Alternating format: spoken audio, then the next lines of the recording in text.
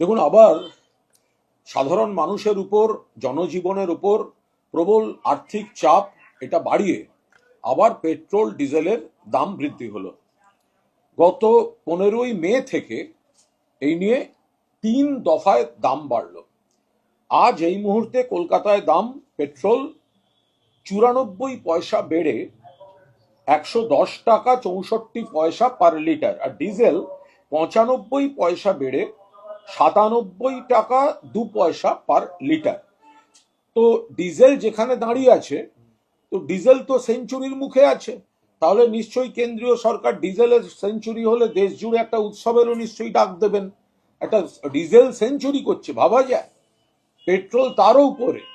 তো এখন এই যে পেট্রোল এবং ডিজেলের দাম বাড়া, এটা নানাভাবে এফেক্ট করছে। এর আগে গ্যাসের দাম বেড়েছে, এলপিজির অটো এলপিজি বেড়েছে।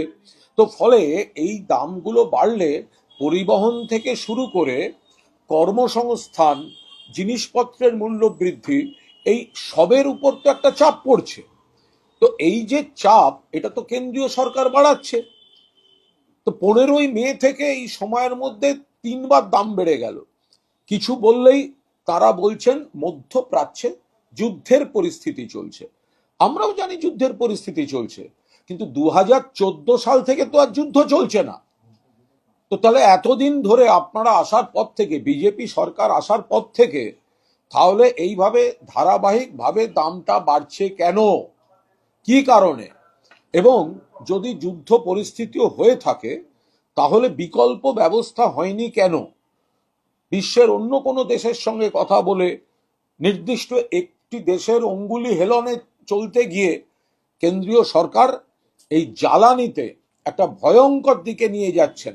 এবং আপনারা দেখেছেন, এটা শুধু এই যে কেন্দ্রীয় সরকার দাম বাড়িয়ে দিল পেট্রোল, ডিজেল, গ্যাস, ব্যাপারটা ওইখানেও থাকছে না।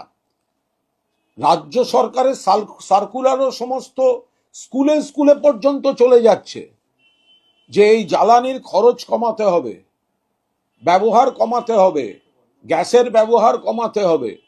সাধারণ মানুষ, গ্যাস দামও বাড়ছে, সাপ্লাইও সমস্যা হচ্ছে, পেট্রোল ডিজেল আবার বাড়লো। তো এগুলো ভোটের আগে তো কই বলেননি বিজেপি নেতারা। ভোটের আগে তো ডেলি প্যাসেঞ্জারি করেছেন দিল্লি থেকে, এত মিষ্টি মিষ্টি কথা বলে মানুষকে বিভ্রান্ত করেছেন। একবারও তো বলেননি ভোটটা যেতে দিন, দাম বাড়ানো হবে। মমতা বন্দ্যোপাধ্যায় আমাদের জননেত্রী বারবার বলেছেন ভোটের পরে কিন্তু ভয়ঙ্কর ভাবে মূল্য বৃদ্ধি আসছে। আজকে দেখা যাচ্ছে সেটাই হচ্ছে। ফলে এই যে পেট্রোল, ডিজেল আবার যেভাবে দাম বাড়লো, আমরা সর্বভারতীয় তৃণমূল কংগ্রেস আমরা তীব্র নিন্দা করছি। যারা বলছেন, আই রিপিট, যারা বলছেন যুদ্ধ পরিস্থিতির জন্য, আমরাও জানি যুদ্ধ পরিস্থিতির জন্য, কিন্তু আমাদের প্রশ্ন 2014 সাল থেকে তো যুদ্ধ চলছে না, তাহলে আপনাদের সময় বারবার দাম বাড়ে কেন?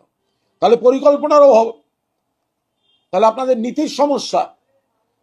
এবং যদি যুদ্ধ পরিস্থিতি হয়েও থাকে, আপনারা সেটা, আপনাদের বিদেশ নীতি, আপনাদের অন্যান্য নীতি, আপনারা কেন তার বিকল্প ব্যবস্থা করেননি? কেন সাধারণ মানুষকে এই চাপ, এই হয়রানিতে ফেলতে হচ্ছে? কেন ভোটের আগে আপনারা এতবার, এত নেতা এলেন, এতবার প্রধানমন্ত্রী বক্তব্য রাখলেন, এতবার কেন্দ্রীয় স্বরাষ্ট্রমন্ত্রী বক্তব্য রাখলেন, কই একবারও তো বললেন না ভোটের পর আপনারা এইভাবে মানুষকে বিপদে ফেলতে চলেছেন? ফলে আমরা এর তীব্র বিরোধিতা করছি।